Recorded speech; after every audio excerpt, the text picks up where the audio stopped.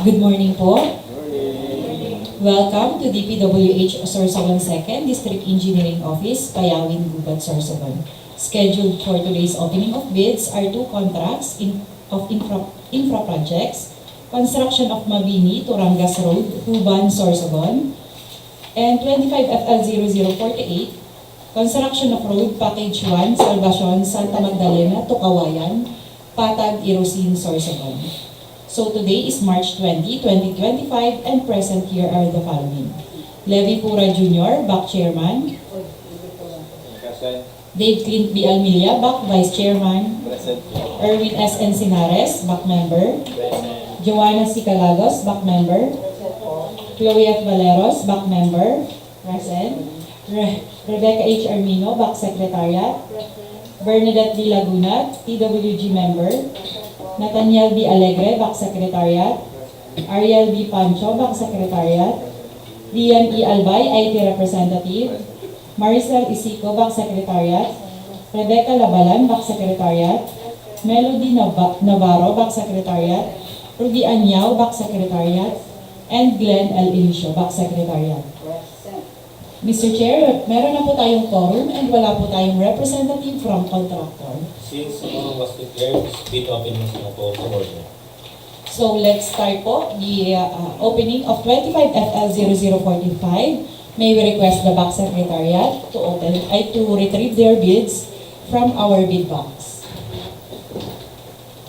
For this contract po, 25FL0045, construction of Mabini to Rangas Road, Juban, Sorsogon, the approved budget for the contract or ABC is 57,900,000 pesos only, with a contract duration of 268 calendar days. Ito po ang kanilang bids, properly labeled, sealed and signed po, duly received by our back secretariat po. For this contract po, this back office received two bids manually and wala pong nag-submit through our electronic submission. So may we request the back secretariat to please open their bids. And while opening their bids, let me read out those bidders who submit manually. First bidder is Muntopar Builders Corporation from DPWH Sorsogon and Arimar Construction Corporation from Casiguran, Sorsogon.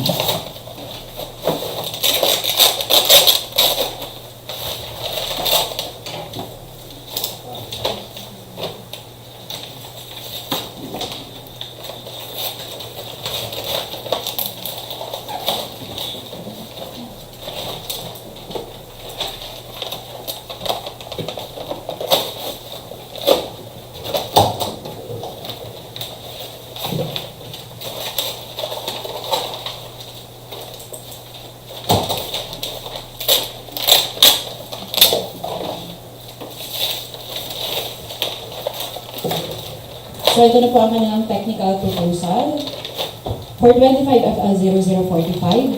Before we open this, let us request the back secretariat to simultaneously process the eligibility requirements through our civil works application. Okay na po ba ang checklist for our infra? First bidder is Muntopar Builders Corporation.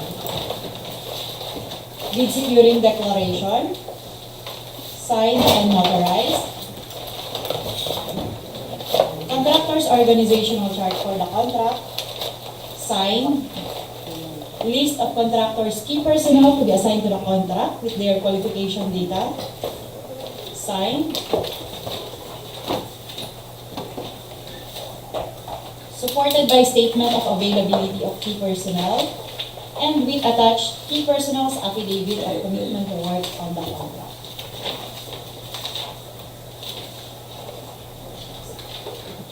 List of equipment owned or leased and or under purchase agreement pledged to the proposed contract.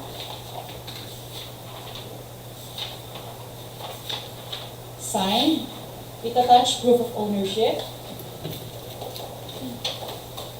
List of contractors major construction and laboratory equipment units to be assigned to the contract. This is the minimum material testing equipment units.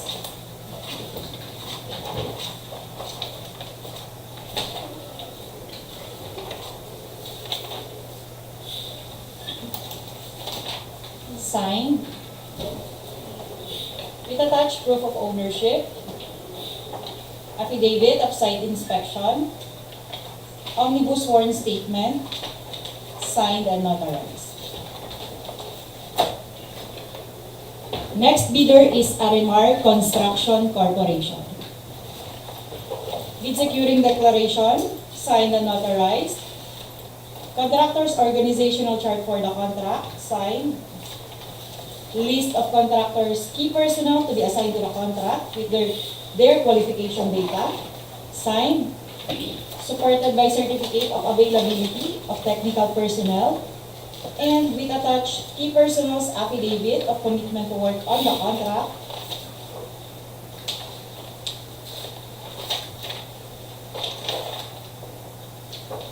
which are all signed and notarized. List of contractors, major construction and laboratory equipment units to be assigned to the contract, supported by certification of availability, signed, with attached proof of ownership,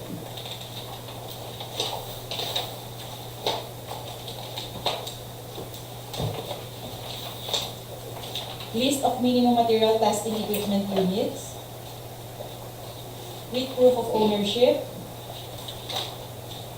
omnibus sworn statement, signed and notarized, Secretary's certificate, integrity pledge, and additional technical requirements. Mr. Chair, we have finished opening the technical proposal.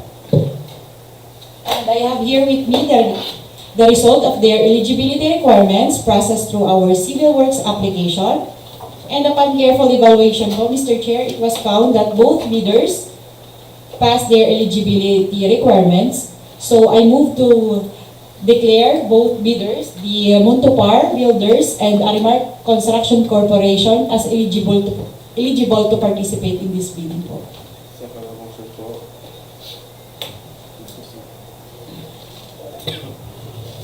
With the concurrence of all bank members, I hereby declare all bidders of contract ID number 25FL0045 plus their eligibility and technical requirements. We will now proceed to the opening of the financial proposal.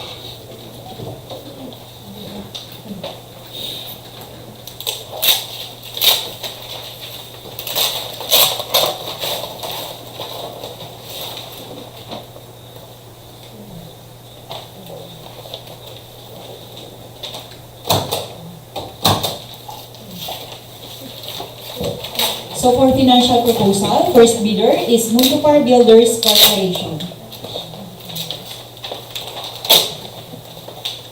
Bid form, summary of bid prices, bill of quantities, detailed estimates, summary of unit prices, and cash flow. Bid amount of Muntupar Builders is 56,886,750 pesos only. 56,886,750 pesos only, with no offer discount. Next bidder for 25FL0045 is Arimar Construction Corporation. Bid form, minimum equipment, summary of bid prices, bill of quantities, detailed estimates,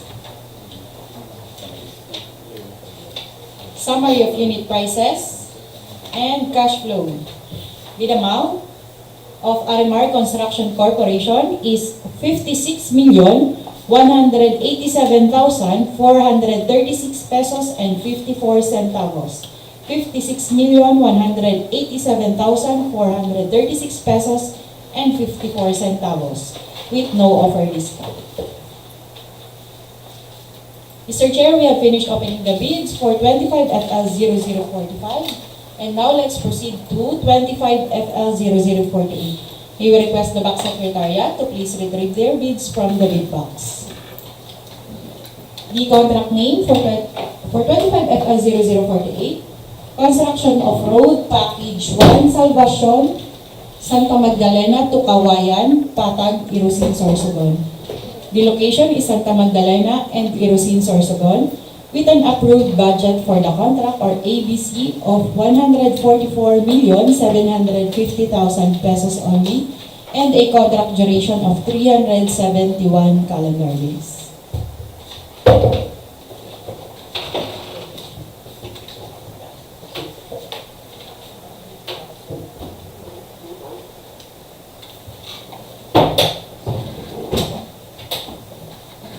For 25FL0048, ito po ang kanilang bids, properly labeled, sealed and signed, duly received by our back secretariat during dropping of bids.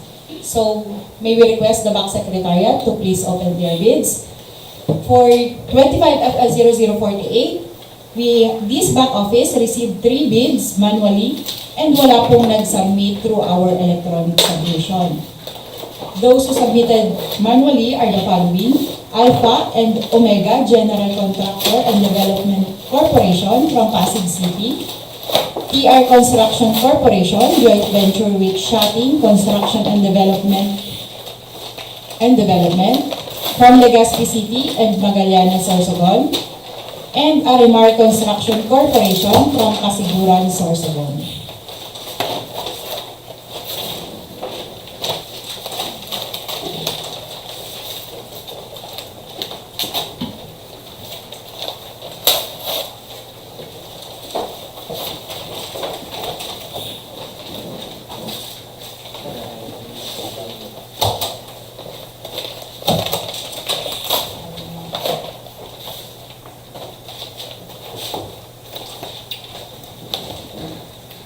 Ito na po ang kanilang technical proposal. While opening this po, may we request the back secretariat to simultaneously process their eligibility requirements through our civil works application.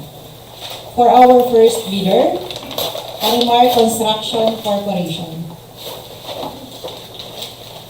Bid securing declaration, signed and notarized. Contractors organizational chart for the contract, signed. List of contractors' key personnel to be assigned to the contract with their qualification data, signed, supported by certificate of availability of key technical personnel, and supported by key personnel's affidavit of commitment to work on the contract, signed and notarized, along with their qualification data. List of contractors' major construction and laboratory equipment units to be assigned to the contract, supported by certification of availability, signed, with attached proof of ownership,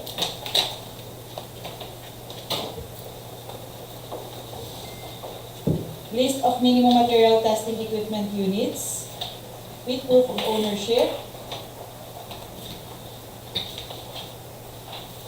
omnibus sworn statement, signed and notarized, secretary certificate, integrity pledge. Next bidder is Alpha Omega General Contractor and Development Corporation. With securing declaration, signed and notarized, PhilJeps, SEC registration, Mayor's Permit, Tax Clearance, SLCC, PICAB, Organizational Chart, signed,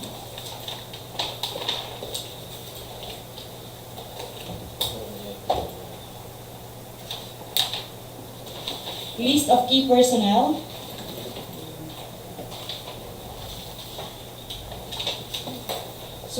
supported by contractor certification on key personnel for the contract, and with attached key personnel's affidavit of commitment to work on the contract, signed and notarized, along with their qualification data.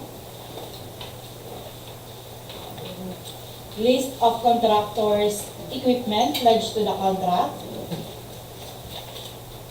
signed, with attached proof of ownership and certificate of availability of equipment.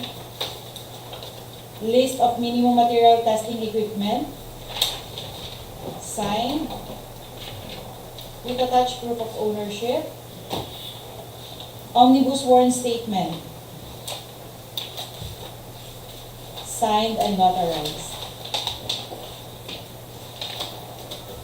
NFC, ISO, Safe and Health Program, construction method.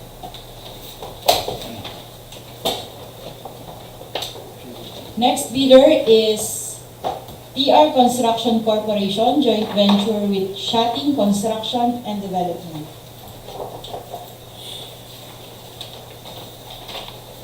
Bid securing declaration, signed and notarized. Special pickup license, joint venture agreement,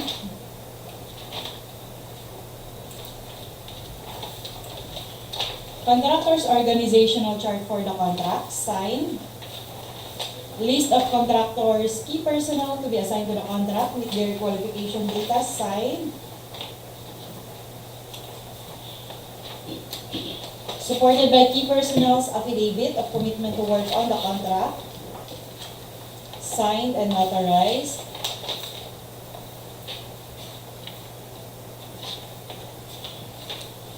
List of contractors' major construction and laboratory equipment units to be assigned to the contract, supported by certification of availability, signed, with attached proof of ownership.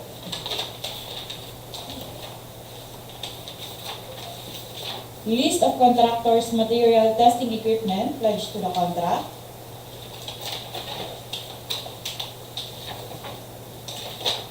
Signed with proof of ownership. Omnibus warrant statement.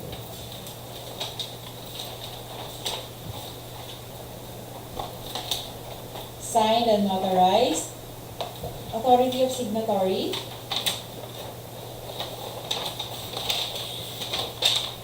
Additional technical requirements, the data sheet.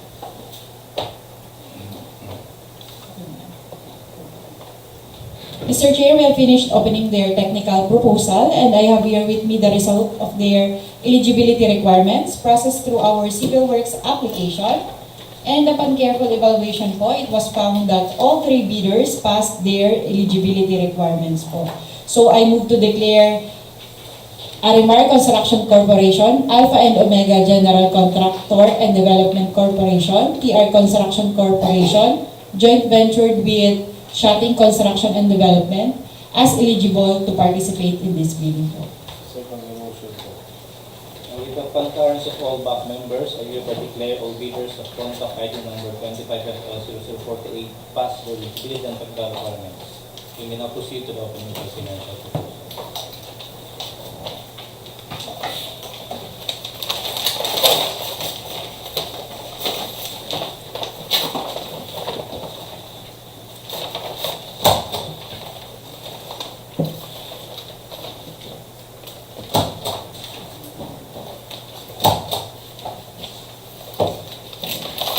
Financial proposal for 25FL0048. First bidder is Arimar Construction Corporation. Bid form.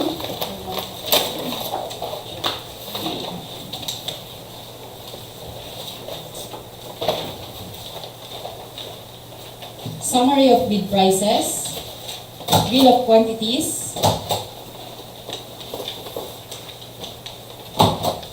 Detailed estimates.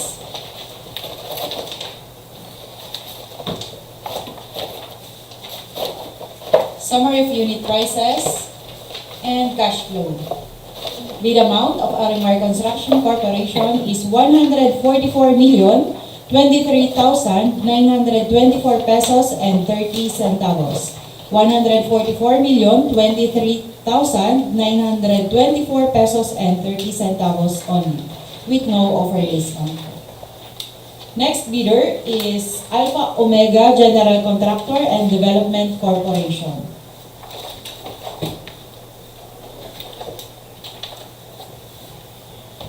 Bid form. Summary of bid prices. Bill of quantities. detailed estimates,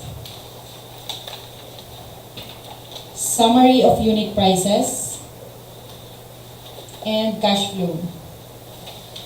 Bid amount of Alpha and Omega is 144,730,595 pesos and 22 centavos.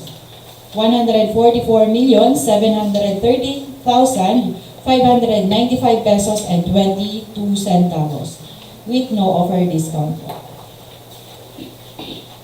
Next bidder is TR Construction Corporation, joint venture with Shating Construction and Development. Bid form, summary of bid prices, bill of quantities, detailed estimates, summary of unit prices, and cash flow.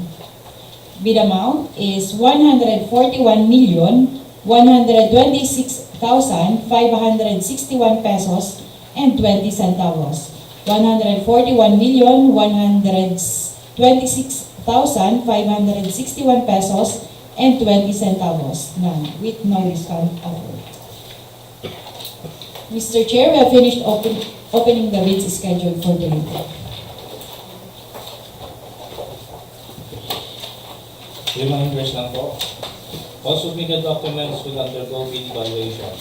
The whole preserves the right to reject any and all bids, declare a failure of bidding, or not award a contract in situations under Section 41, the Implementing Rules and Regulations of the Republic Act 9184. For the compliance under Section 32 in the Implementing Rules and Regulations of the Republic Act 9184, members of the BAC, its staff and personnel, Secretariat and PWG, as well as observers, are prohibited from making or accepting any communication with any bidder regarding the evaluation of their bids until the issuance of the notice of award. However, the BAC to its Secretariat may ask in writing the bidder for a clarification of his bid. All responses to requests for clarification shall be made in writing. Are there any more questions? Since you have no more matters to discuss, this bid opening is now adjourned. Thank you.